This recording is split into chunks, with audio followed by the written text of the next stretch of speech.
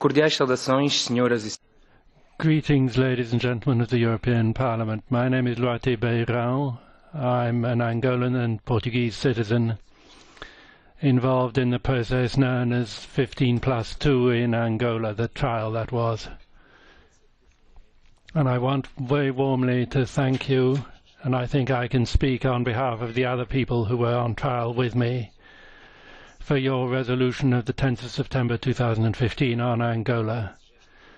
Apart from that collective gesture and that public commitment by the European Union throughout the process, throughout the trial, other diplomatic initiatives were more discreet.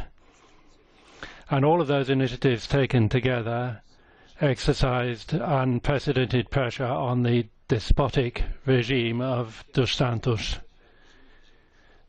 Since 2000, for 41 years, we've had this regime, this despotic regime in Angola. There have been temporary arrests, physical attacks, institutional traps, disgraceful judgments handed down, all sorts of threats, including death threats, forced disappearances, killings. I'd like to pay tribute here to Isaías Cachul, who committed the capital offense of trying to demonstrate and paid for it with their lives. They were both killed in 2012 coldly by the state security mechanism and the criminal police. The first with two shots, and the second strangled with a plastic bag over his head. Then Huberto Ganga was murdered in 2013 by a member of the Presidential Guard, shot in the back, for putting up advertisements for demonstration repudiating the two previous murders somewhere near the Presidential Palace. And I'd pay tribute to the journalists who were shot in the back, and including Pereira, who was Guinean, disappeared in 2012. No information ever on his fate. And to cut short what could be a long list, Rufino, who was 14 years old, and after a trial near Luanda, tried to get in front of a demolition vehicle and was shot by the army. There are a lot of other victims of political intolerance and victims of attacks, including members of the political opposition. But it would be superfluous because you already know about all of those. The Angolan government tries to delude you all with this very poor circular rhetoric. I just want to look quickly at the resolution that you put together to see gratefully that you haven't been fooled by any of this. The 15+2 were judged for one crime and then convicted of another. The presumption of innocence wasn't in operation. There was an appeal, which, however, led to the first verdict being suspended.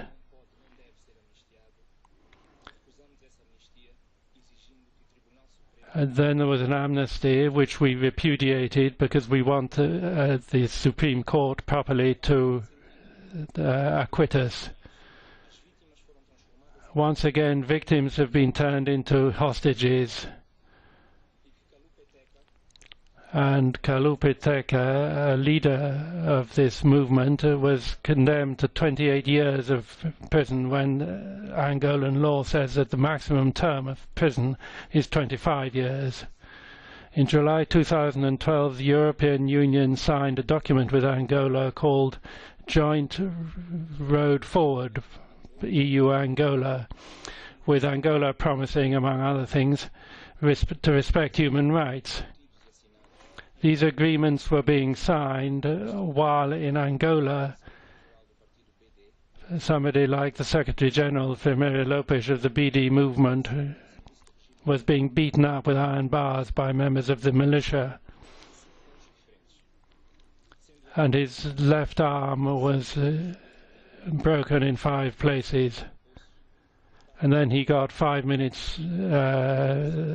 speaking time, one for each break in his arm, in his bones. And as somebody with a double citizenship, I should like the records of that trial to be reviewed. And I want the European Union to consider the use of its funds in Angola.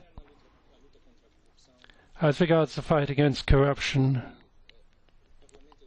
I'd like the European Parliament to exercise rather more pressure on Portugal for an inquiry into the origin of the money that comes from Angola, to which doors are opened, and it ends up being laundered, this money, in Portugal. Portugal is an entry into Europe. So it's up to you, ladies and gentlemen of the Parliament, to require that Portugal carry through European legislation and not accept money that has not been certified as clean. Angola never planned to meet any of the agreements, to carry through any of the agreements that it signed. You can persuade the well-intentioned people that you're on the way to democracy, and that way you gain time. So we need to insist again and again on the recommendations that are made to Angola every year and never carried out. 2017 is election year in Angola. Despite the statements made by the leaders and the people in charge of election observation in 1992 and 2008, both saying that in general the elections were free and fair, their reports give enormous detail of the fraudulent operations that characterized those elections, supporting the people who were against the result of the elections. In 2012, the European Union wasn't even invited, saying with its customary arrogance that Angola was mature enough a mature enough democracy. As usual, in election year, you have a peak of aggression and arbitrary arrests and summary executions. So a considerable cut in basic liberties. We're grateful that in the case of our mature democracy, in case it decides once again not to have your election observation mission, I think you should try to support all the risky efforts that are being made on the ground in favor of human rights and dignity. In conclusion, let me thank the French Association that invited us here to France, to Paris and to Brussels for its effort to shine light on our struggle to organize this meeting. I'm grateful to the members of Parliament here present, particularly Mrs. Gomes and Mrs. Marisa Matias, who organized this meeting, and for what they've been doing for the persecuted people in Angola. Thank you very much.